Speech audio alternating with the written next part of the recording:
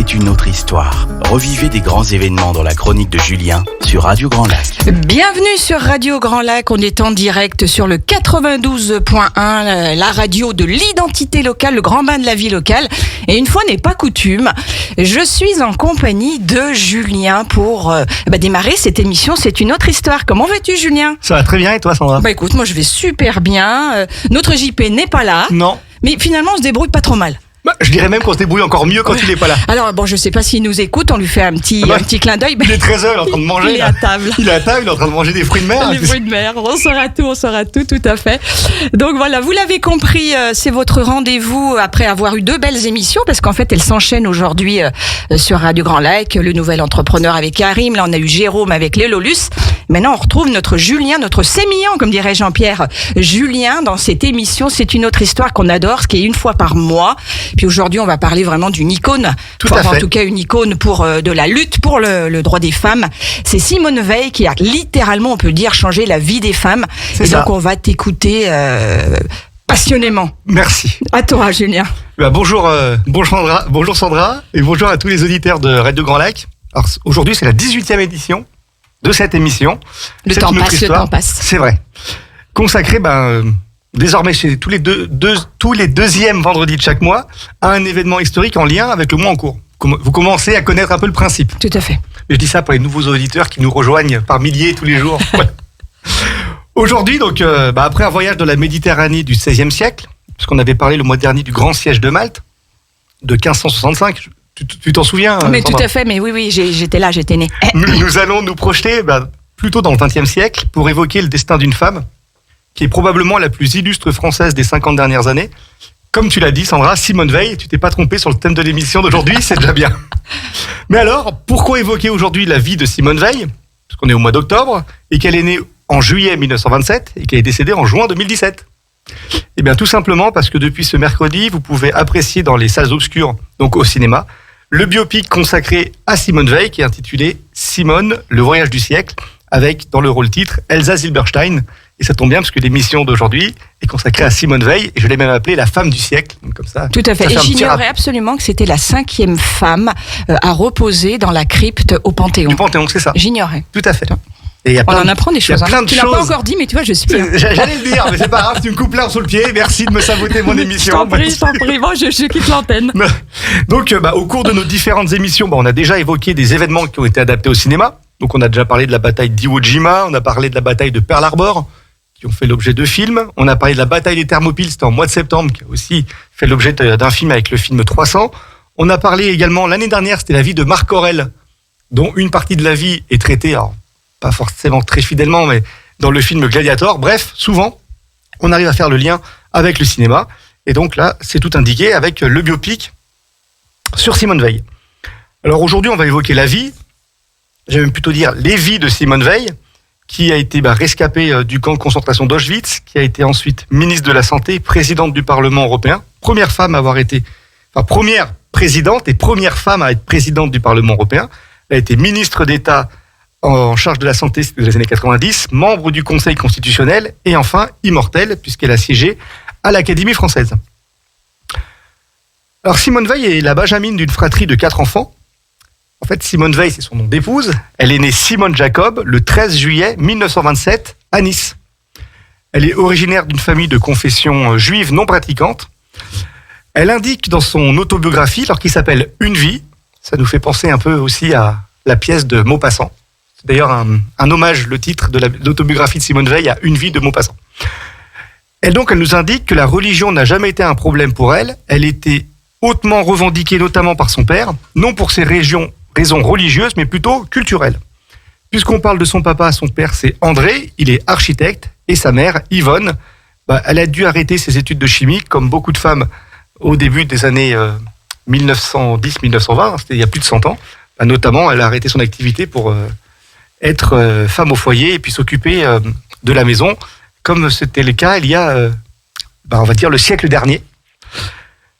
Son père ayant fait faillite, bien sûr, il y avait la crise financière de 1929, vous la connaissez tous. Il mène une vie dure à sa famille, parce qu'il est quand même beaucoup plus présent à la maison, et surtout à sa mère, sur laquelle il a une vraie emprise psychologique, et on peut dire que c'est vraiment quand on parle de chef de famille, alors ça prend tout son sens à l'époque, avec un père qui est maintenant présent et qui fait un peu subir à sa famille son échec professionnel. Donc bien sûr, les conditions matérielles, elles sont plus difficiles. La famille, elle a dû déménager dans un appartement qui est plus petit. Et Yvonne, donc la maman, elle a été obligée de se mettre à la couture pour boucler les fins de mois, signe que les temps sont quand même vraiment difficiles, comme beaucoup de Français, comme je vous l'ai dit. Le début des années 30, c'est vraiment pas l'embellie économique, bien au contraire. Mais les temps sont troubles, et on arrive dans les années 1940, avec bien sûr la défaite française face aux armées allemandes. Et la communauté juive, elle n'a pas d'autre choix que de s'entraider. Et la famille Jacob vient en aide aux réfugiés de confession juive qui arrivent en zone libre, parce que vous savez, à l'issue de la défaite, même de la débâcle des armées françaises, donc l'armée allemande occupe la partie nord de la France, c'est la zone occupée, et donc la famille Jacob, habitant à Nice, est plutôt dans la zone libre. Entre octobre et juin 1941, le gouvernement donc, du maréchal Pétain, qui est celui qui dirige la zone libre, il décrète une série de lois qui excluent la communauté juive de la société et interdit la pratique de certains métiers, dont celle d'architecte. En fait, c'est ce qu'on appelle le statut des juifs. C'est une loi qui met au banc de la société la communauté juive. Donc, le papa de Simone ne pouvant plus exercer le métier d'architecte, vous imaginez les difficultés que la famille a dû subir. Alors, bien sûr, les temps sont troubles. On peut même dire que les temps sont durs, mais la famille de Simone, elle ne perçoit pas tout de suite le danger. Car puisqu'elle vit en zone libre, non occupée par les Allemands, on pense que les choses sont difficiles, mais la France est là, a toujours accueilli les communautés juives en temps de guerre, et donc ils ne voient pas vraiment le danger arriver. Et d'ailleurs, ils ne perçoivent tellement pas le danger que c'est André Jacob qui se rend à la préfecture pour le recensement de toutes les familles juives des Alpes-Maritimes. Et la seule personne à se méfier, même si c'est la benjamine de la famille, elle a une quinzaine d'années, c'est Simone Veil qui veut empêcher son père d'aller à la préfecture. Mais pour son père, la loi, c'est la loi. On ne doit pas la discuter. On voit aussi la discipline de cette famille. Hein. Et d'ailleurs, quand on leur demande de se faire recenser, eh bien, le père André n'hésite pas à y aller. En fait, peu de monde, voire même personne en France ne se doute que la solution finale, c'est en fait l'extermination des Juifs d'Europe, est engagée. Et le 9 septembre 1943, Nice est occupée par les Allemands. Et là, c'est plus du tout la même chose, puisque Alois Brunner, qui est responsable de la Gestapo, c'est celui qui est responsable de la Gestapo donc sur toute la Côte d'Azur, il est en charge d'organiser la rafle des Juifs de la région, dont on estime le nombre à 25 000. Donc ces rafles qui sont quand même qualifiées comme étant les plus dures jusqu'alors connues en France, Alois Brunner va échapper aux tribunaux après la guerre, puisqu'il va après s'exiler, et on pense qu'il est mort en Syrie au début des années 2000. Donc il n'a jamais répondu de ces actes effroyables. Et donc il y a des rafles sur toute la Côte d'Azur, et notamment à Nice. Donc les trains sont fouillés systématiquement quand il y a des déplacements, les quartiers, les villas et même les établissements scolaires sont fouillés par les autorités allemandes. La directrice du collège des enfants Jacob, elle incite les élèves de confession juive à ne plus se rendre en cours, car cela devient trop dangereux. Donc l'école, qui est normalement un sanctuaire, n'est plus à l'abri des rafles anti-juives. André Jacob, il perçoit enfin le piège qui est en train de se refermer, et il part à la recherche de faux papiers, bien sûr pour se protéger lui et pour protéger sa famille. Et les 4 enfants, ils sont dispersés dans des lieux sûrs, et ils portent désormais le nom de Jacquier, parce que le nom de Jacquier a moins une consonance juive que Jacob, et donc sur les faux papiers, c'est Jacquier. Donc Simone, elle se retrouve dans une famille d'enseignants. Alors vous imaginez qu'elle a un tempérament de femme forte, plutôt libre, qui s'est toujours promis de ne pas vivre comme sa maman, de s'émanciper un peu d'une tutelle masculine. Alors elle supporte mal l'éloignement, et surtout un peu une privation de liberté, parce qu'elle est quand même chez les enseignants, elle n'est pas libre de ses mouvements, parce que si elle sort, elle n'est pas à l'abri d'un contrôle d'identité, et donc à ce que les autorités allemandes se rendent compte que les papiers sont faux. Mais elle prend quand même le risque, en se présentant aux épreuves du baccalauréat, qu'elle réussit, l'histoire dit, haut la main. C'est vrai que c'était quelqu'un vraiment de brillant. Et vous imaginez quel risque elle a dû prendre de se présenter à un examen, alors que Simone, là, elle est obligée de se présenter sur son vrai nom. Sur son vrai nom de Simone Jacob, et pas comme étant Simone Jacquier. Le risque, il est énorme pour elle, et elle décide quand même de fêter les examens, et en compagnie d'un ami, dont on n'a pas le nom. Elle a été arrêtée par la Gestapo. Et bien sûr, tous deux sont emprisonnés et interrogés. Et les papiers sont vérifiés. Et en fait, il s'avère que les Allemands vont se rendre compte que les papiers sont faux, puisque les signatures et le cachet sont identiques en fait sur beaucoup de papiers d'identité de juifs qui ont été raflés. Et donc, on arrive à se rendre compte que les papiers sont faux. Donc, Simone, elle reste en cellule. Le jeune homme qui l'accompagnait est relâché, mais en fait, il est relâché pour une bonne raison. C'est que comme ça, la Gestapo, se doutant qu'il va prévenir la famille Jacob, et ben, en suivant ce jeune homme, et ben, on va pouvoir arrêter la famille. Et c'est exactement ce qui se passe. Donc, ce jeune homme étant libéré, il va se rendre au domicile de la maman, du frère et une des sœurs de Simone. Et bien sûr, la Gestapo ayant suivi ce jeune homme, ben, tous vont être arrêtés pour être ensuite envoyés au camp de transit de Drancy, dans la région parisienne. Et donc, les conditions de vie dans ce camp de Drancy, elles étaient très mauvaises, voire même inexistantes. C'est le moins que l'on puisse dire. Et puis, on reparlera un peu de la suite de l'aventure avec la déportation de Simone Veil et de sa famille après une petite pause musicale. Bah oui, Julien. Puis qu'est-ce que tu veux écouter comme pause musicale? Je sais plus ce que j'ai. Tu te rappelles plus ce que tu m'as dit? J'adore ce Julien. Donc c'est LP. Voilà, c'est ça. Et c'est comment que ça s'appelle? Lost on You. Et juste après, on connaîtra le numéro que portait à Auschwitz C'est ça, tout à fait. Simone Veil, qui était le 78, combien? 651. À tout de suite sur Radio Merci. Grand Lac. C'est une autre histoire avec Julien. À tout à l'heure. Radio Grand Lac 92.1, le grand bain de la vie locale. C'est une autre histoire. Revivez des grands événements dans la chronique de Julien sur Radio Grand Lac. De retour dans cette belle émission, celle que vous adorez et qui est une fois par mois sur Radio Grand Lac avec Julien Donzel, qui nous parle aujourd'hui de Simone Veil, l'icône de la lutte pour les droits des femmes. Et puis moi, je voulais juste dire un petit mot, parce que même si ça date du 26 novembre 74, faut jamais oublier le discours qu'elle a fait à l'Assemblée nationale, parce que c'était un discours poignant pour demander la législation de l'avortement. Et comme on le disait un peu hors antenne, Julien, quelle résilience elle a eu, cette femme, quel revers elle a subi, et elle a pourtant toujours persisté avec cette loi Veil, donc qui est arrivée quelques mois plus tard. Donc c'est à toi, Julien, c'est passionnant. On t'écoute. Merci Sandra. tu reviendras? Avec plaisir. Le mois prochain, tu seras là? Tout à fait. Donc nous avons parlé d'une partie de la tragédie qui se déroule en Europe et en France, et qui touche la famille de Simone Veil, puisqu'elle est déportée au camp de Drancy. Une semaine après l'arrivée de Simone et de sa mère avec sa sœur à Drancy, donc ils quittent la gare pour Bobigny, qui est en fait aussi une gare de transit, et qui notamment amène les wagons à bestiaux à Auschwitz-Birkenau, camp d'extermination malheureusement rentré dans l'histoire. Une fois arrivé, alors faut vous imaginer les conditions de transport, on est dans des wagons à bestiaux, il y a plusieurs centaines de personnes qui sont entassées, donc c'est difficile de s'allonger pour se reposer, on reste la plupart du temps debout. On a des vêtements que l'on portait quand on était à Nice, donc vous imaginez le climat, donc on n'a pas forcément eu le temps de prendre des pulls, etc. Et donc la direction, la Pologne, vous imaginez un peu l'horreur que ça doit être. D'ailleurs, beaucoup de personnes qui étaient dans ces wagons à bestiaux décédaient en route, et on prenait pas forcément la peine d'enlever les corps des wagons. Donc vous imaginez un peu les conditions de vie terribles qu'il y avait durant le transport. Une fois arrivés à Auschwitz, donc les hommes sont séparés des femmes. Les Allemands, ils évaluent ceux qui sont aptes au travail et ceux qui ne le sont pas. Alors, on imagine malheureusement quel sort est réservé à ceux qui sont qualifiés d'inaptes. Une chance pour Simone, elle est apte au travail, comme sa sœur et sa mère, donc elles peuvent rester toutes les trois. Une fois son arrivée, donc on lui tatoue sur le bras le numéro 78 651. En fait, c'est un numéro pour désigner un être humain. En fait, on est vraiment dans un processus de déshumanisation. Vous voyez, en fait, on est marqué comme des animaux, quoi. Enfin, voilà.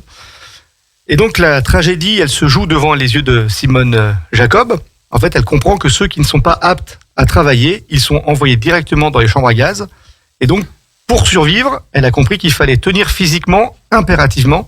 Et donc, il faut tenir le coup, mais une chance pour elle, elle est en famille, et c'est plus facile de se serrer les coudes quand on est avec des proches que quand on est seul. Elle expliquera que c'est aussi ça qui a pu la sauver. Mais s'il y a une chose qui a pu la sauver, en fait, c'est un jour, une gardienne, celle qui était, comme on le dit, la pire. Elle convoque Simone et elle lui indique cette phrase « Tu es trop belle pour mourir ». Et donc, on lui propose d'être envoyée dans un autre camp. Mais Simone, elle refuse parce qu'elle ne veut pas être séparée de sa mère et de sa sœur. Et donc, chose incroyable, un peu en se révoltant, en disant « Bah non, moi je veux pas partir sans ma famille ». Sa requête, elle est acceptée. Il faut s'imaginer que pour une telle requête, des personnes se retrouvaient souvent avec une balle dans la tête pour moins que ça. Et chose assez incroyable, on accepte que Simone, elle parte dans un camp un peu plus... qui n'est pas un camp d'extermination, qui est un camp de travail. Et donc ce camp, il est situé à Beaubrec, et elle va y rester jusqu'au 18 juillet 1944. Et pourquoi 18 juillet ? On est en fin 1944, les troupes russes avancent, et donc il faut peu à peu évacuer les camps de prisonniers. Et là, c'est 40 000 prisonniers qui sont rassemblés, donc les travailleurs du camp de Beaubrec, qui est pas loin d'Auschwitz, et les prisonniers du camp d'Auschwitz, donc c'est 40 000 personnes à peu près, qui sont regroupés, et qui doivent bien sûr évacuer le camp à pied. On est en Pologne, donc moins 30 degrés, et c'est ce qu'on appelle les marches de la mort. En fait, c'est un trajet de 70 km à pied. Enfin, vous imaginez l'horreur que ça doit être, parce que bien sûr, on marche pendant 70 km, on n'a pas accès à un toit pour dormir, on n'a pas accès à une nourriture, on n'a pas accès à de l'eau potable. Les conditions sont effroyables, et donc des milliers de personnes vont mourir pendant le chemin. Le 30 janvier 1945, c'est l'arrivée au camp allemand de Bergen-Belsen. Et c'est dans ce camp, donc où elle est encore avec sa sœur, que sa mère Yvonne tombe malade. Donc elle est malade du typhus, qui était une maladie très contagieuse dans les camps à l'époque. Et elle décède le 15 mars, ironie du sort, c'est quelques jours avant la libération du camp. En fait, plus la fin de la guerre approche, et plus les conditions de vie, elles sont dures, parce que on est à la fin de ce qu'on appelle le Troisième Reich. Et donc, bien sûr, lorsque les soldats sont réquisitionnés pour combattre, on s'occupe pas forcément des prisonniers. On préfère que la nourriture elle aille à ceux qui sont sur le champ de bataille plutôt qu'aux prisonniers. Donc, plus le temps passe, plus la défaite approche et plus les conditions sont terribles. Et d'ailleurs, on peut imaginer aussi le tempérament des gardes qui n'ont plus rien à perdre. Et donc, les derniers mois ont vraiment été très douloureux pour les personnes étant dans les camps. Si ce n'est douloureux, le mot est fait, on peut dire même effroyable. Mais la guerre prend fin. Donc nous sommes avril, mai, au moment de la libération des camps.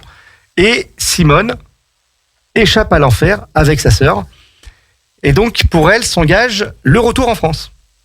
Donc elles arrivent en France, et là c'est direction Paris, et un hôtel qui s'appelle l'hôtel Lutetia, où en fait c'était le lieu de regroupement de toutes les familles qui ont survécu au camp de la mort, au camp de travail, et les familles juives en fait et françaises qui recherchaient leurs proches. Et en fait, on mettait des annonces avec des photos, et on attendait là plusieurs jours, et parfois il fallait se résigner à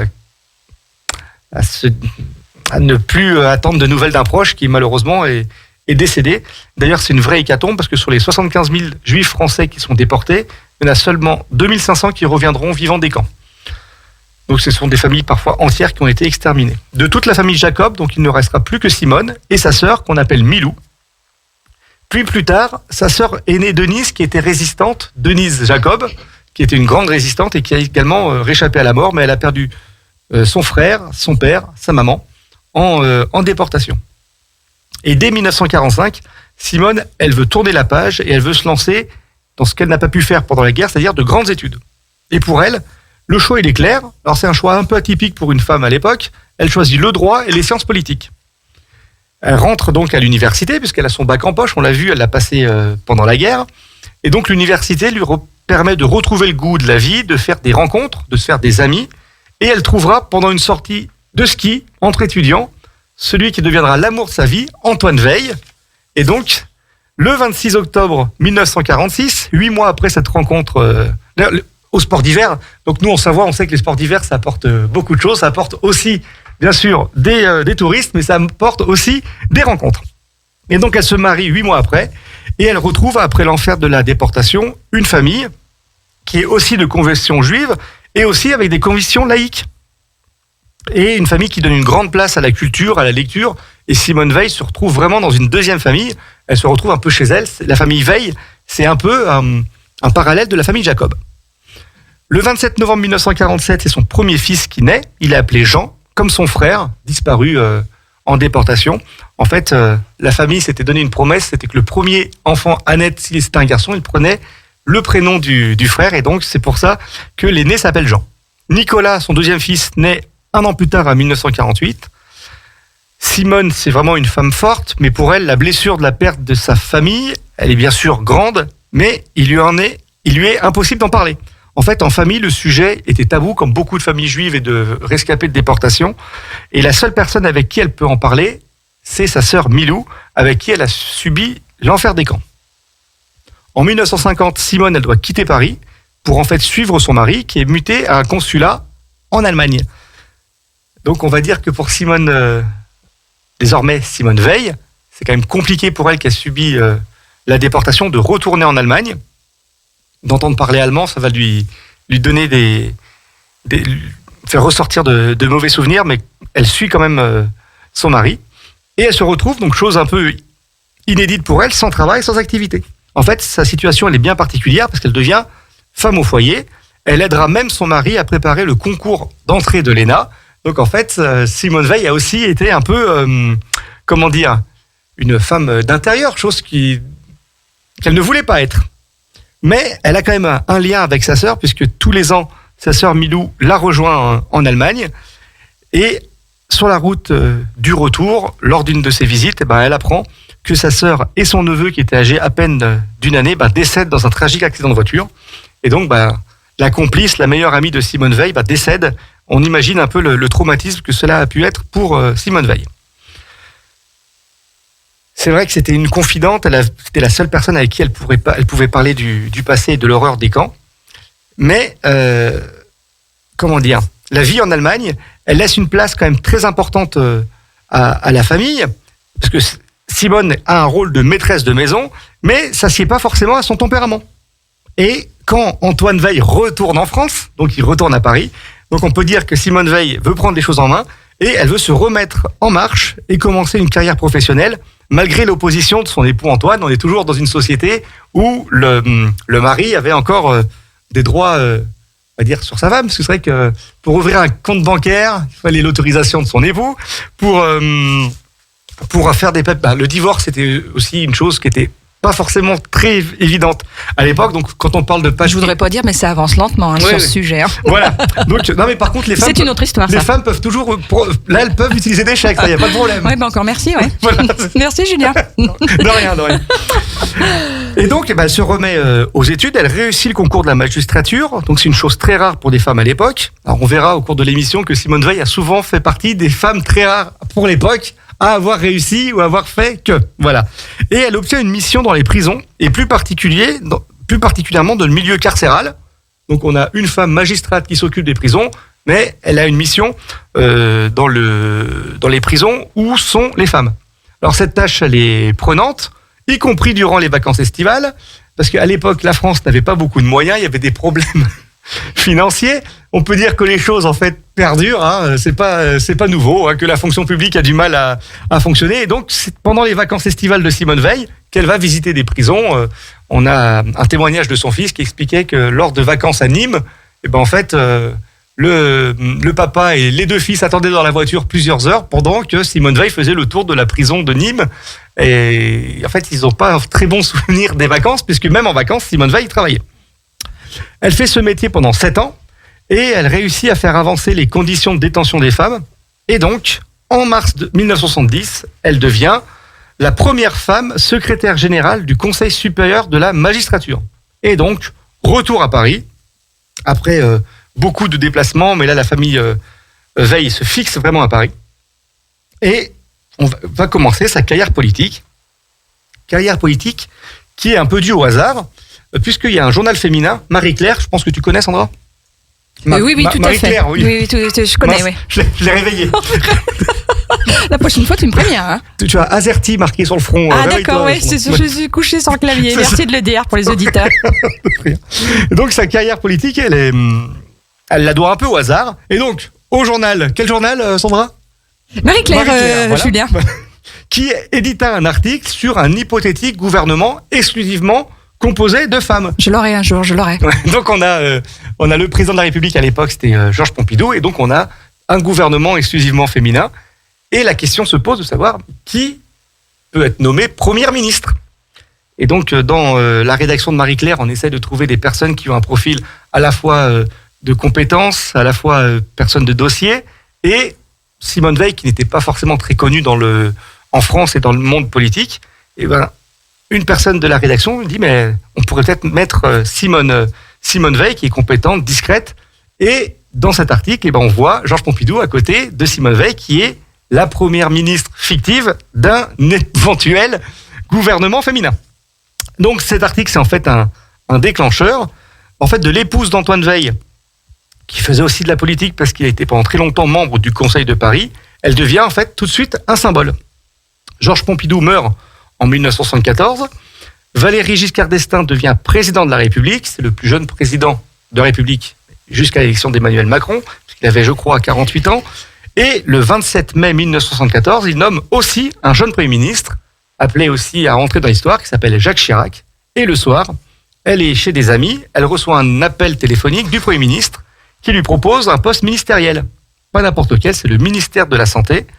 Et en fait, ce serait la seule femme ministre du gouvernement de Jacques Chirac. Il y avait des secrétaires d'État, mais pas des ministres femmes. Donc elle prend la réflexion, elle n'en parle pas du tout. En fait, les témoignages nous expliquent que pendant le dîner, elle n'en parle pas du tout. On lui passe le cabinet du président, donc ensuite du Premier ministre, pour qu'elle parle à Jacques Chirac, qui lui propose son poste. Et elle attend de rentrer à la maison pour en parler à son mari, qui va l'aider à prendre la décision. Et son mari va lui donner un peu le feu vert pour dire il faut y aller, tu as les compétences, vas-y, accepte la proposition. Et après une nuit de réflexion, donc elle donne son accord et elle devient ministre de la Santé. C'est ce que l'on verra on verra ensuite la grande loi sur la légalisation de l'IVG, donc la loi Veil. On verra ça après une pause musicale. Oui, comme t'as pas le clavier AZERTY, toi, sur le front, c'est quoi le prochain titre qu'on écoute? C'est Ace of Base. Ouais. Et le titre All That She Wants. All That She Wants. Bravo Julien, à tout de suite sur Radio Grand Lac. À Aix-les-Bains et autour du lac du Bourget, Radio Grand Lac, la radio de l'identité locale. C'est une autre histoire. Revivez des grands événements dans la chronique de Julien sur Radio Grand Lac. Eh ben oui, de retour dans cette fabuleuse émission qui a lieu une fois par mois sur Radio Grand Lac, sur le 92.1, sur cette radio que vous adorez maintenant. On a plein de messages super sympas, de grands bains de la vie locale, la radio de l'identité locale.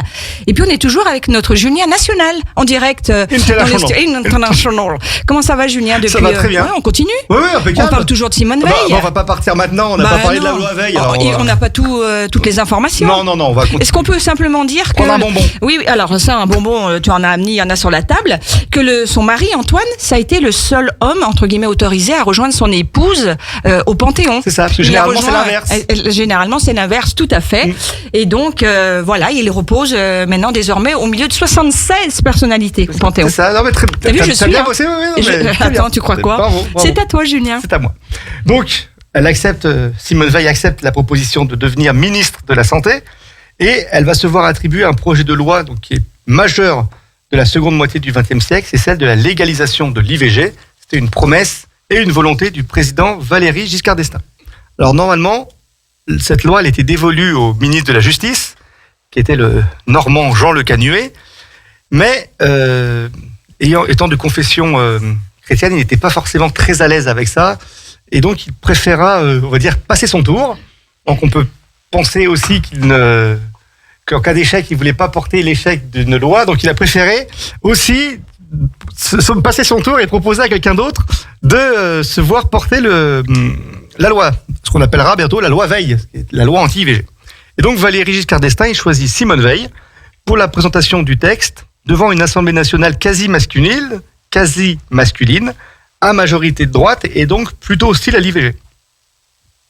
Cette loi fondatrice, elle fut préparée pendant 6 mois, mais bien sûr, il y a l'étape préalable avec la présentation officielle à l'Assemblée nationale, présentation préalable qui se fait par un discours, et un discours qui se veut percutant, et il sera percutant, puisque bien sûr, Sandra, comme tu me l'as signalé, c'est une des choses que l'on sait de cette loi, c'est le discours introductif où Simone Veil présente les enjeux.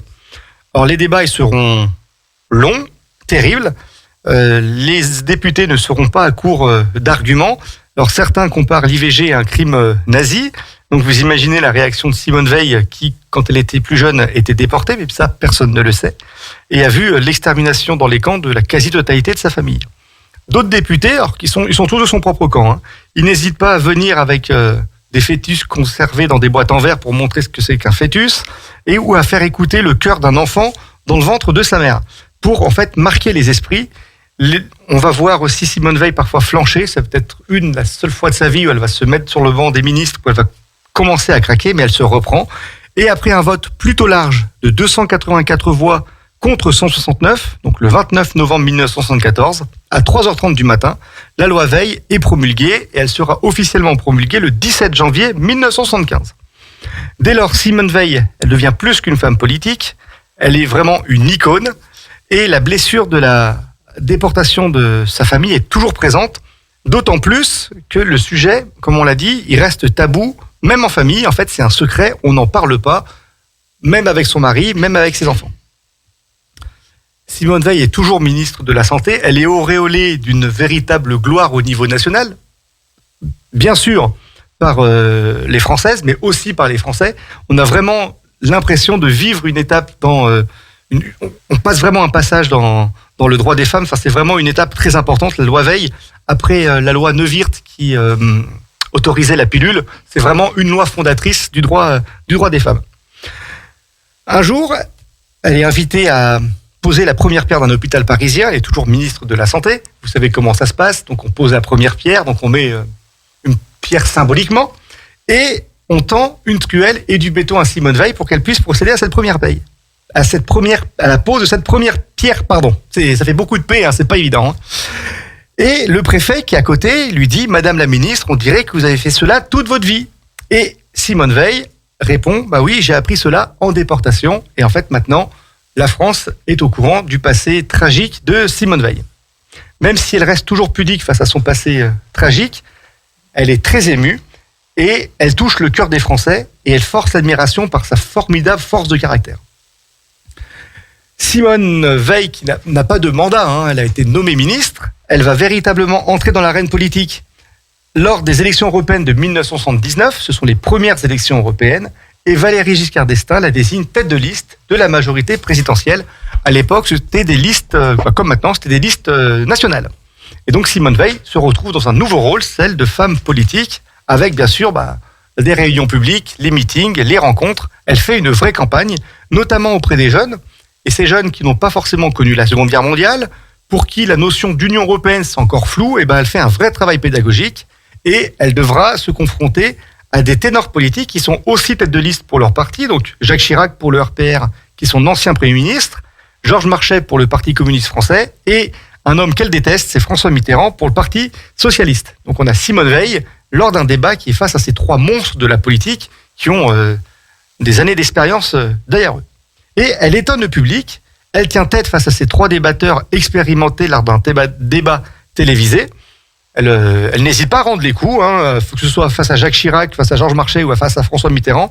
Elle tient bon, elle se défend, et le résultat du 10 juin 1979 la porte en tête de ces premières élections européennes de l'histoire avec 27,61% des suffrages.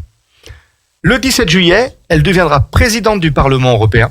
Et en fait, elle le doit à Valéry Giscard d'Estaing qui soutenait sa candidature auprès du chancelier Helmut Schmidt, parce que Simone Veil, en plus d'être une femme compétente, ancienne ministre, qui était un symbole, elle avait un autre symbole, c'était celui d'une Europe enfin en paix, réconciliée, bien sûr, entre les Français et les Allemands.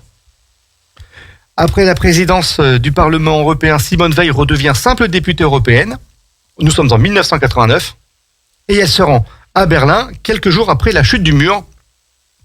On comprend pourquoi, parce que pour elle, tous les régimes totalitaires étaient à bannir, et on connaît bien sûr l'histoire de l'Union soviétique, qui était une prison à ciel ouvert, pour ceux qui avaient la chance d'être à ciel ouvert, sinon c'était vraiment pour les opposants une prison à ciel fermé, puisqu'il y avait aussi également beaucoup de déportations dans les camps qu'on appelle les goulags, avec bien sûr un régime sans liberté d'expression, ni pluralisme politique, et pour elle, la chute du mur, Simone, qui est une vraie et européenne convaincue, pour elle, c'est vraiment le retour d'une liberté retrouvée, et ce fut pour elle un vrai moment de joie, car pensa-t-elle, la guerre était maintenant derrière eux, avec un continent européen enfin pacifié, rassemblé.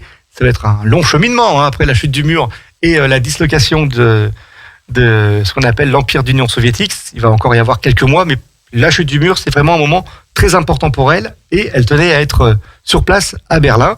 Et puis on va entamer la dernière partie de notre émission après une dernière pause musicale.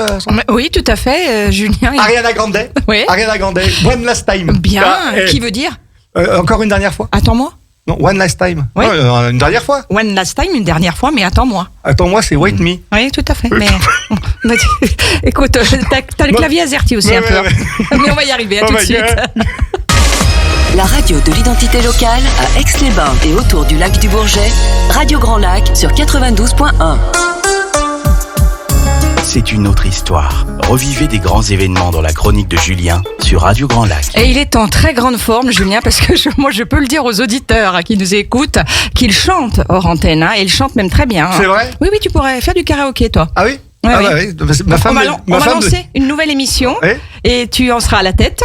Et Si tu veux, voilà. la Donc tête et les jambes. après, il y a peut-être une décennie que tu préfères, on verra. Années 80, Ouais, 90, maman aussi, 2000, voilà. 2010. On pourra même la faire tous les deux si tu veux. Sinon, on peut faire du karaoké lors de l'émission de Jean-Pierre, l'accordéon c'est ma passion. Ouais, le dimanche matin de 10h C'est ça. à 11h, tout à fait. Mais alors, je vais avoir plus de mal à trouver les titres. C'est vrai ? Ouais. Ah Mais bon. on se Bon, débrouillera. on mimera Tout l'accordéon. à fait. Vous êtes dans l'émission C'est une autre histoire avec Julien. On parle de Simone Veil. Moi, je voudrais juste faire un petit retour et dire qu'il est en train d'être joué en ce moment au Toile du Lac à Aix-les-Bains. Ce biopic sur Simone Veil, le voyage du siècle. C'est bien ça, Julien ? C'est ça, Donc Simone après Veil. celui de Gaulle qu'il y a eu en 2020, maintenant c'est au tour Voilà. de Simone Veil. C'est ça. Simone, Voilà. le voyage du siècle. D'ailleurs, je fais une soirée débat Ouais. conférence à Vas-y, Challes-les-Eaux. Julien. La semaine prochaine, on sera le 21 février, donc c'est au cinéma 21 le février. 21 octobre. Et après, c'est moi qui ai le clavier AZERTY sur le front, d'accord.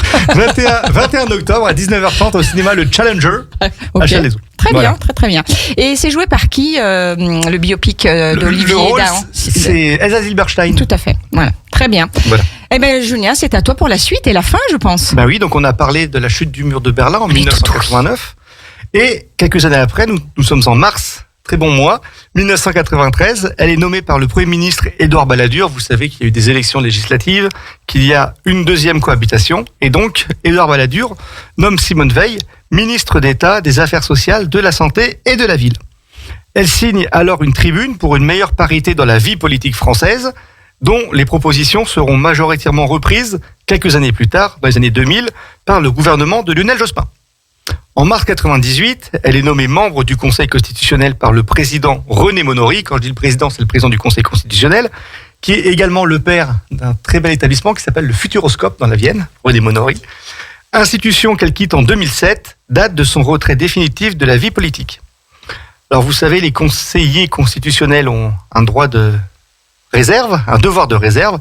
Elle va sortir de ce droit de réserve à une seule occasion, pour appeler à voter en faveur du oui lors du référendum sur le traité de constitution européenne de 2005, projet porté par Valéry Giscard d'Estaing. Et on sait que ce projet n'a pas pu aboutir puisque c'est le nom qui l'a assez largement, c'est le nom qui a été porté assez largement. En 2001, elle préside la fondation de la mémoire sur la Shoah, dont elle sera à partir de 2007 la présidente d'honneur. En 2004, quelques jours avant l'anniversaire du 60e anniversaire de la libération des camps, elle accepte pour la première fois l'invitation qui est faite par le journal Paris Match de se rendre à Auschwitz-Birkenau en compagnie de ses enfants et de ses petits-enfants. Donc nous sommes le 22 décembre et entourée des siens, elle brise enfin le silence auprès de ses proches en leur décrivant les conditions de vie en déportation. Les photos sont magnifiques. En fait, on est dans un paysage de neige et donc on voit Simone Veil accompagnée de toute sa famille faire un peu la visite du lieu qui a vu le drame de sa vie. Pour l'une des rares fois de sa vie, elle craque et en se retrouvant en fait devant le baraquement qu'elle occupait avec sa mère et sa sœur. Donc on a beaucoup d'émotions, il y a beaucoup de souvenirs qui lui reviennent en mémoire. Avec la fin de sa carrière politique, débute en fait le début des hommages et des éloges. Elle est nommée Grand Croix de la Légion d'honneur le 13 juillet 2012, titulaire de la médaille d'honneur de la santé et des affaires sociales, entre guillemets, pour l'ensemble de son œuvre. Enfin, on voit la loi Veil qui est vraiment une loi fondamentale pour le droit des femmes. Elle est même intronisée au Hall of Fame. Alors, c'est le mur des célébrités des femmes mondiales. Alors, aux côtés de Rosa Parks, Hillary Clinton, l'ancienne ministre de George Bush, Condoleezza Rice. Voilà, donc les grandes femmes du monde, elle fait partie des grandes femmes mondiales. Elle bénéficie de cet honneur.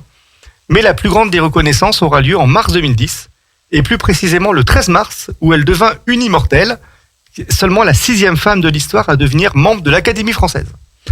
Et en fait, c'est Jean d'Ormesson, célèbre auteur, qui a disparu il y a quelques années, qui proclama son discours d'intronisation. Je vais citer quelques mots. « Vous incarnez, madame, avec plus d'éclat que personne, les temps où nous avons vécu, où le mal s'est déchaîné comme peut-être jamais. Ce qui vous a sauvé du désespoir, c'est votre courage et c'est l'amour. Il succède à la haine. » Et c'est une signe de l'importance de cette intronisation à l'Académie française. La cérémonie est retransmise, chose très rare, en direct sur les chaînes de télévision. Elle rendit le traditionnel hommage à son prédécesseur, qui était Pierre Messmer, devant, chose exceptionnelle, 3 présidents de la République, donc Nicolas Sarkozy, qui était le président en exercice, Jacques Chirac, qui était le prédécesseur de Nicolas Sarkozy, et Valéry Giscard d'Estaing, qui était aussi académicien, donc chose exceptionnelle, 3 présidents pour cette, entre guillemets, intronisation. Elle occupe à l'Académie le fauteuil numéro 13, qui est celui de Racine, et en fait, il s'avère que Racine, c'était l'auteur préféré du père de Simone Veil, donc c'est aussi un hommage. Vous connaissez les attributs que possèdent les académiciens. Donc ils ont, vous savez, ce costume vert, et ils ont aussi une épée. Et son épée d'académicienne, elle comporte plusieurs symboles. Donc 2 mains enlacées pour symboliser l'amitié entre les peuples. Et il y a le visage d'une femme. Alors on pense que le visage de la femme représente sa maman, et ce visage symbolise sa lutte en faveur du droit des femmes. Et sur cette épée est également mentionné son matricule de déporté et les devises de la France et de l'Europe. Signe de son attachement, bien sûr, à la nation française et aussi à l'Europe. Après le décès de son époux Antoine et de sa dernière sœur, elle se retire de tout événement public en 2013. Elle mène une vie discrète jusqu'à la fin de sa vie, et elle s'éteint à son domicile parisien, c'est le 30 juin 2017, à quelques jours de son 90e anniversaire. Bien sûr, un hommage national lui est rendu. Nous sommes le 5 juillet 2017 dans la Cour d'honneur des Invalides, en présence de personnalités publiques et politiques de premier plan. La famille a voulu que cet hommage soit aussi ouvert à l'extérieur, et on a une foule aussi très importante qui se rend aux Invalides pour rendre hommage à Simone Veil. En accord avec la famille, Emmanuel Macron, qui est toujours président de la République, mais qui l'était déjà en juillet 2017, proclame l'entrée de Simone et d'Antoine Veil au Panthéon. Et elle devient la 5e femme à entrer dans ce temple des grandes personnalités françaises. Chose inédite, c'est la première fois dans l'histoire que nous avons une panthéonisation aussi rapide. Généralement, il y a un laps de temps, et là, ça a été décidé en seulement quelques semaines. Dans son ouvrage autobiographique, qui est intitulé « Une vie », qui est sorti en 2005, alors, un best-seller vendu à 550 000 exemplaires, elle écrivit cette phrase que l'on pourrait facilement utiliser comme épitaphe. « Les erreurs ne se regrettent pas, elles s'assument. La peur ne se fuit pas, elle se surmonte. L'amour ne se crie pas, il se prouve. » Je ne pense pas que nous aurions pu trouver une meilleure conclusion pour cette émission consacrée à la plus grande femme du XXe siècle, probablement avec Marie Curie, qui aussi est enterrée au Panthéon avec son mari. Et c'est comme ça que nous terminons notre émission, et on se donne rendez-vous exceptionnellement le 3e vendredi. C'est ce que j'allais dire. Quand est-ce qu'on te retrouve, Julien? Eh ben, le tu 18 nous manques novembre. déjà, mais c'est dingue. Mais oui, mais le 4 Bah novembre. oui, qui dit J'adore. Le 4 novembre, c'est pas mon jour. Normalement, c'est le 11. Mais le 11, c'est férié. Oui, c'est donc vrai. on va pas demander de venir un jour férié. Oh non, tout à fait. On va alléger l'antenne le 11 novembre. Donc non, vous avez accepté que je vienne plutôt le 18, Oui. donc je viendrai le 18 novembre. Qu'est-ce qu'on ferait pas pour toi, Julien? Ah c'est gentil. Ouais. Non. C'était une émission passionnante. Je te remercie.